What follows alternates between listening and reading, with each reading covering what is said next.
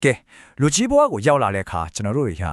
အလုတ်တွေအိမ်တောင်ရေးတွေနဲ့အလုတ်ရှုပ်လာပြီးတကယ်ကိုအရေးကြီးဆုံးထုတ်တိုင်တစ်ခုဖြစ်တဲ့သူငယ်ချင်းမိတ်ဆွေဖွဲ့ချင်းကိုမေ့ထွားတတ်ကြပါတယ်။ဒါဟာတော်တော်များများသတိမထားမိကြတဲ့ကွက်လက်တစ်ခုပါ။ဒီနေ့မှာတော့ဒီရင်းမြစ်ချက်အလက်ဒီရဲ့တစ်ဆင့်ကျွန်တော်တို့လစ်လူရှုထားမိတဲ့သူငယ်ချင်းမိတ်ဆွေဖွဲ့ချင်းဆိုတဲ့ကျွမ်းကျင်မှုအကြောင်းကိုစိတ်ဝင်စားဖွယ်လေ့လာတင်ပြတော့ပါမယ်။ဟုတ်ပြီဒီအကြောင်းကိုတေချာလေးဝင်ကြည့်လိုက်ကြအောင်ပထမဆုံးစဉ်းစားကြည့်ဖို့ကောင်းတဲ့မေးခွန်းတစ်ခုရှိပါတယ်အဲ့ဒါကတော့လူတွေဟာတကယ်ပဲကောင်းမွန်တဲ့တငယ်ချင်းတွေဖြစ်ကြရလားဆိုတာပါပဲ။ထာမန်အဖြစ်တော့ကိုငါကတော့တငယ်ချင်းကောင်းပါလို့လွယ်တွေ့တတ်ကြတာပဲလေ။ဒါပေမဲ့တကယ်တမ်းလက်တွေ့ဘဝရဲ့စံသက်ချက်တွေနဲ့ကြုံလာတဲ့အခါမှာတော့ကျွန်တော်တို့တွေဟာတကယ်တငယ်ချင်းကောင်းနေဟုတ်ရလား။ဒီနေရာမှာစာရေးဆရာ Simon Sinek ရဲ့လေ့လာချက်တွေကတော်တော်လေးကိုအန်တော်ဆရာကောင်းပြီးတဲ့ချီတဲ့မှတ်ချက်တစ်ခုကိုတွေ့ရပါတယ်။အဲ့ဒါကတော့ကျွန်တော်တို့ဟာတော်တော်လေးကိုညံပြင်းတဲ့တငယ်ချင်းတွေဖြစ်ကြတယ်။နားထောင်လိုက်ရတာနေမလို့လန့်တွားစရာပဲနော်ကိုတငယ်ချင်းကောင်းလို့အမြဲတမ်းထင်မှတ်နေတဲ့ကျွန်တော်တို့ဒီအထင်တွေကိုလုံးဝပြောင်းပြန်လှန်ဖြစ်လိုက်တာပါပဲလက်ခံရခဲ့ပေမဲ့တကယ်ကိုစိတ်ဝင်စားစရာကောင်းတဲ့အမှန်တရားတစ်ခုဖြစ်နေပါတယ်ကဲအပိုင်း1အနေနဲ့ကြောက်ဆုံးနေတဲ့နယ်ပယ်တစ်ခုဖြစ်တဲ့မိတ်ဆွေဖိုက်ချင်းအကြောင်းကိုဆက်သွားလိုက်ကြရအောင်ဒီလိုဗျာကျွန်တော်တို့လူအဖွဲ့အစည်းမှာအလို့အကိုင်အောင်မြင်ဖို့တို့အချီရေးကင်းစားတို့အတွက်ဆိုရင်သင်တန်းတွေအကြံပေးတွေစာအုပ်တွေဆိုတာတူးနေသေးပါပဲကြီးမာတဲ့လူကန်ကြီးတွေကအခိုင်အမာကိုပန်ဖို့ပေးထားတာပါဒါမဲ့စဉ်းစားကြည့်ပါခေါင်းဆောင်ကောင်းတယောက်ဖြစ်ဖို့ပဲဖြစ်ဖြစ်အချီအေးမှာအဆင်ဖြစ်ဖို့ပဲဖြစ်ဖြစ်အခက်အခဲကြုံလာရင်တိုင်ပင်ရမယ့်တုံငယ်ချင်းကောင်းဆိုတာမရှိမဖြစ်လို့ရတယ်မဟုတ်လားစန့်ကျင်ပဲဖြစ်နေတာကအဲ့ဒီလောက်အရေးပါတဲ့တုံငယ်ချင်းမိတ်ဆွေအဖွဲ့ချင်းစွမ်းရည်အတွက်ကြတော့ပန်ဖို့ကူညီပေးမယ်နဲ့ပဲဆိုတာလုံးဝနှီးပါကုန်မရှိနေတာပါပဲဒီကိစ္စကိုစဉ်းစားစရာပါပဲဆက်ပြီးတော့အပိုင်းသစ်ဖြစ်တဲ့အကောင်းဆုံးသောဇီဝကမှာပြီးပြင်ပြောင်းလဲမှုအပိုင်းကိုရောက်လာပါပြီဒီချက်ကဘလောက်တောင်ကောင်းကောင်းတရုပ်ဖော်ပြနေလဲဆိုရင်မိတ်ဆွေဖြည့်ခြင်းဟာလက်ရှိကျွန်တော်တို့စီမှာမြင့်တက်လာနေတဲ့ဆိုရင်ပူပါမှုတွေစိတ်ကြယောဂတွေနဲ့ကိုအဆုံးစီရင်တာလိုမျိုးအဆိုးရွားဟောင်းပြဿနာတွေကိုတောင်တဘာဝကြဖြည့်ရှင်းပေးနိုင်လို့ပါပဲဒါအတက်မကတိဘူးဗျအသက်ရှည်နေကြခြင်းတဲ့ဆန္ဒတွေကိုပါဖြည့်ဆည်းပေးနိုင်တဲ့တဘာဝစေစွမ်းကောင်းတလက်ဖြစ်နေပါတယ်အထီးကျန်ခြင်းကယောဂတွေကိုခေါ်ဆောင်လာပေမဲ့ခိုင်မာတဲ့တငယ်ချင်းဆက်ဆံရေးကတော့အဲဒီယောဂတွေကိုတကယ်ပဲကုသပေးနေပါတယ်။ဒါကြောင့်မွေးအချက်လက်တွေထဲကအလွန်စွမ်းအားပါတဲ့စကားစုလေးတစ်ခုကိုထပ်ပြီးအလေးပေးခြင်းပါတယ်။တငယ်ချင်းမိတ်ဆွေဖွဲ့ခြင်းဟာအကောင်းဆုံးသောဇီဝကမ္မပြုပြင်ပြောင်းလဲမှုဖြစ်တယ်ဆိုတာပါပဲ။တကယ်ကိုထိမိတယ်နော်။ခိုင်မာနှဆိုင်တဲ့ဆက်ဆံရေးအစီကနေရောက်လာတဲ့တန်ဖိုးဟာကျွန်တော်တို့ရဲ့ခန္ဓာကိုယ်နဲ့စိတ်ပိုင်းဆိုင်ရာကျန်းမာရေးအတွက်ဘလောက်တောင်ကြီးမားတယ်လဲဆိုတာကိုဒီစကားစုလေးကတက်တည်ပြနေတာပါ။ခေတ်မီစီးပွားတွေနိပညာတွေထက်တောင်ပိုပြီးစွမ်းအားကြီးမားတဲ့အရာတစ်ခုလို့ဆိုရမှာပါ။ကဲကျက်တူနီတလုံးကိုအခွန်တလွာချင်းခွာကြည့်တယ်လို့မျိုးဒီကိစ္စကိုထပ်ပြီးအသေးချာဖွင့်ချကြည့်ကြရအောင်ကိုမှအစီဝေးရှိလို့တငယ်ချင်းနဲ့ချင်းထားတော့ဖျက်လိုက်မှာလားဒါမှမဟုတ်တငယ်ချင်းကအကူကြီးလိုနေလို့အရေးကြီးတဲ့အစီဝေးကိုဖျက်လိုက်မှာလားအများစုကတော့လေငါတငယ်ချင်းကတော့နားလည်ပေးမှာပါလေဆိုတဲ့အကြောင်းပြချက်နဲ့တငယ်ချင်းနဲ့ချင်းဆိုမှုကိုပဲအလွယ်တကူဖျက်ပစ်လိုက်တတ်ကြတယ်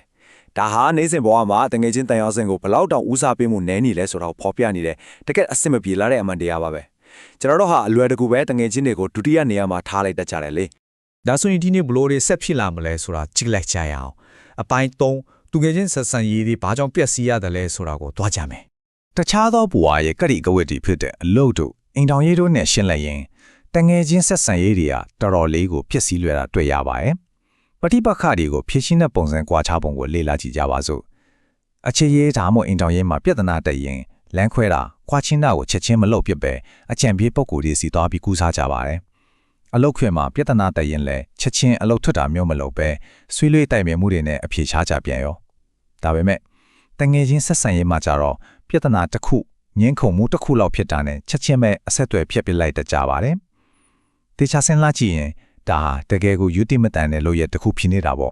ဒီကနန်းတက်ဆိုတာလေးကိုသတိဖို့ကြည့်ပါဦးဆယ်စုနှစ်တစ်ခုကျော်ကြအောင်ခင်မင်လာခဲ့တဲ့အချစ်ဆုံးသူငယ်ချင်းတွေဆိုရင်တောင်မှယုံကြည်မှုဖောက်ဖြစ်ခံရတာတစ်ကြိမ်တည်းဒါမှမဟုတ်ဆူဆူရွရွရံဖြစ်မိတာတစ်ကြိမ်တည်းနဲ့တင်အဲ့ဒီနှစ်ရှည်လာများတိဆောက်ခဲ့တဲ့တန်ရောချင်းတွေအားလုံးတစ်ခဏအတွင်းမှာပဲပြိုလဲဖြစ်စီသွားတတ်တယ်ဆိုတဲ့အန်သောကြောင့်ချက်ပေါ့ပဲအကြိမ်ကြိမ်ခွင့်လွှတ်ပေးတယ်ဆိုတာသူငယ်ချင်းတွေကြောင့်မှတကယ်ကိုရှားပါလို့နေတတ်ပါတယ်